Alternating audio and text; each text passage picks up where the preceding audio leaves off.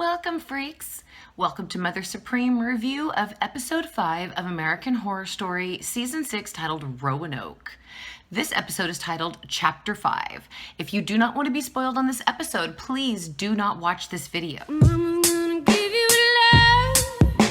Mama's gonna give you love. Mama's gonna give you love. Give you love. Give you love. Mama's gonna give you love. Mama's gonna give you love. Mama's gonna give you love. Give you love. Give you love. Mama's gonna give you love. Mama's gonna give you love. Mama's gonna give you love. Give you love. Give you love. Okay, freaks, welcome back from the intro. This episode, Chapter 5, was written by Akela Cooper, and it was directed by Nelson Craag, which got a little bit of new blood in there. Didn't really notice them before. All right, guys, basically, if you want the short description and the long description, you're gonna get them both this time. All right, guys, basically, Doris Karen, and I forgot to get her last name, she is an actual historian, and she starts the episode out on Edward Philippe Mott. We get his backstory, and again, he is the builder of the actual farmhouse. Mott had family money and social anxiety, so he left his family, which is his wife and his heir, in Philadelphia for North Carolina. He made the house and had a male lover, which I have to say, I don't care what you say, I love seeing Evan Peters in this season. I'm loving it so far. I love a challenge to his character, and last season in Hotel is a perfect example. His lover mentioned that the tree roots are deeper there, which I thought was very interesting. Mott loved art, and basically we get a hotel reference in this episode, which it does seem like that those references are coming true in every episode, referring to every season. When the ghosts bring down the canopy, the fabric from the canopy, Edward has to tear through it in order to free himself from it. And it is completely reminiscent of when one of the demons are trying to escape the mattress in a hotel. But that is not where the only hotel references end. So we will get there in just a minute. We get to see the teaser with the black and white, the old school teaser that looked like Nosferatu. A lot of us were talking about when they were putting out teasers for the season. We actually got that one referred to this episode when Edward went down his stairs with a candle in basically almost the same garb. Basically, Dandy and Edward, I know they're family, but their personalities are extraordinarily similar. I am a lot like members in my family. However, I'm sure it's not almost to the very T. I mean, basically, if Dandy was a homosexual male, he would basically be Edward. And if Edward was a straight male, he would be Dandy, basically. Which, again, I do love seeing Evan Peters as Edward Mott this season. I mean, I know they're family, but geez, they really do have a lot of similarities. All I have to say is, don't judge me, people. Which is what Edward tells his lover after he locks all of his servants into the bunker, the bunker that Elias was staying in.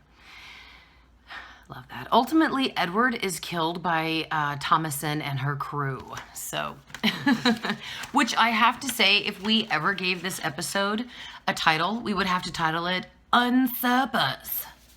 That's what Ambrose and Wes Bentley said basically almost through the whole episode. Usurpers. Like, it reminded me from like Children of the Corn when the kids would yell, Outlander! Anyway, so it's the night of the first blood moon. Thomasin and her crew invade the farmhouse, and Edward assists Matt, Shelby, and Flora's escape. And then one of the Chen girls like turned into the little monster from The Grudge. I mean, that was really crazy. At least I think it was the Chen girl. It is just, or Tren. I think their name was Tren. I apologize. I actually don't have my screen up in front of me this time to make sure you guys don't have the glare. So I apologize. I don't know exactly who that little monster was that was supposed to represent the grudge. I assumed it was the littlest girl from the Chen family. Now, I loved the blackness in Edward's face when he was in the tunnel with Matt, Shelby, and Flora. A lot of people pointed that out to me, and it was even noted on like Instagram and Twitter, and that was a great part. I loved it. Edward does help them, so there won't be basically 3 more souls to add to the plethora that are already there. Unfortunately, though, they stumble upon Frances Conroy's house. Her and her family lived in the abandoned farmhouse where the 2 little redheaded boys were found. Elias is there. Frances and her family, which they call her Mama. I don't think we get another character's name for Frances Conroy's character aside from Mama. So Mama and her family are keeping Elias alive so they can basically eat him. They took like his leg and his arm. It was so gross. I mean, we got 2 gory death scenes this episode. We had Edward's death scene, Edward Mott, and then now we have Elias's death scene, which he was popped in the face with a hammer. I mean, that was bad stuff. Great special effects, though. Now, Mama says that her and her family were going to buy the farmhouse in order to prevent people from coming there and also buying the house. So Mama says that that her kin made a deal with Thomason like 200 years ago. She said that if she supplies the people, Thomason lets them, her Mama and her family, live on her land. Now, the 2 redheaded boys from episode 3, if I remember correctly, those were Chaz Bono's sons. So they did belong to that family. Now, Shelby said that they will go back to California, which this is almost, as far as I know, the first time we get a reference of where Shelby and Matt lived before this time in North Carolina. I thought that was great. We get a California murder house connection there. Frances says that they're going back to the butcher because that's exactly where she's going to take them.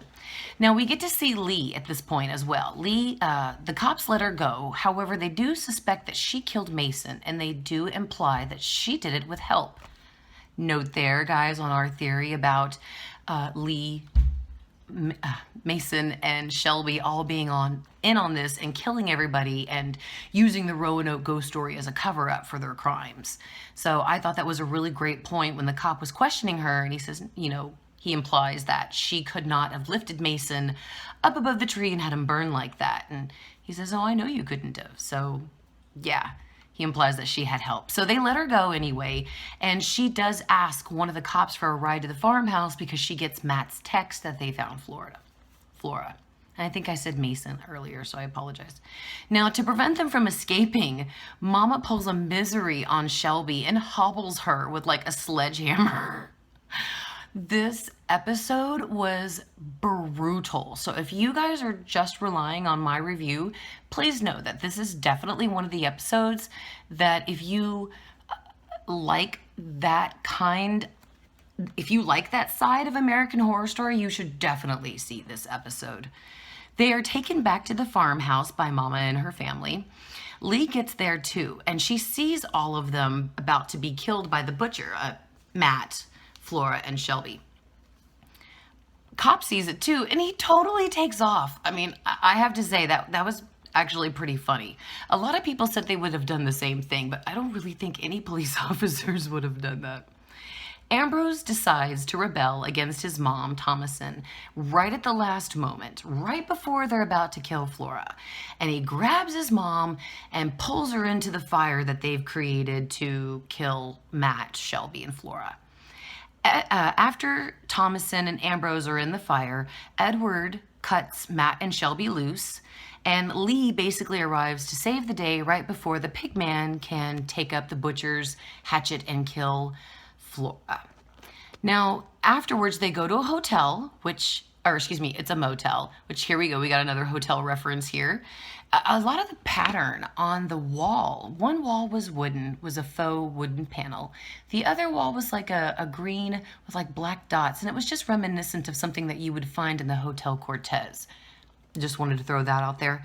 Shelby also indicates that she has a sister. I wonder who that sister is and where she lives. We also see the mist, but it is in Shelby's nightmares. The show basically ends with Matt and Shelby saying that they're glad they made it through and they never want to go back there again. They just want to go home to California and just move on with their lives. So the show ends, and then we get a preview for next week, which we definitely see Cheyenne Jackson, and he's telling his crew basically to never cut away, to always keep filming, even when he tells them to stop filming. They should still film. Looks like they're going into an office. Possibly it looks like a doctor's office, maybe a realtor's office. I have no idea, but it looks like a professional office where people are sitting on couches looking at a television.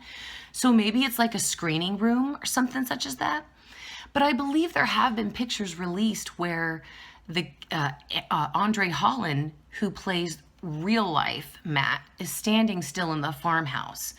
So next episode is definitely the twist, and it looks like we are going to break free from the My Roanoke Nightmare documentary style series. I will be making a video again on the episode 6 twists, and as well as a second parter on Is Shelby a Witch? Mother Supreme's compelling evidence. So that's it, guys. Thank you so much for watching. If you haven't already, subscribe to myself and like the video if you liked it as well. Any support helps me out and I greatly appreciate it. And please subscribe to Burnt Toast. Right now, my admins, Casey, Maisie, Reese, and Danny, and myself, we are all getting together and putting together Halloween videos on Burnt Toast for you guys to enjoy. So please go there and check it out if you haven't had a chance, and subscribe. We're doing special live streams and all that stuff. And I'm also doing special live streams here on my channel. So again, make sure you subscribe. Thank you again for watching, guys. This is Mother Supreme telling you all to have a very evil day. Bye-bye. Mm-mm. Mm-mm. Mm-mm.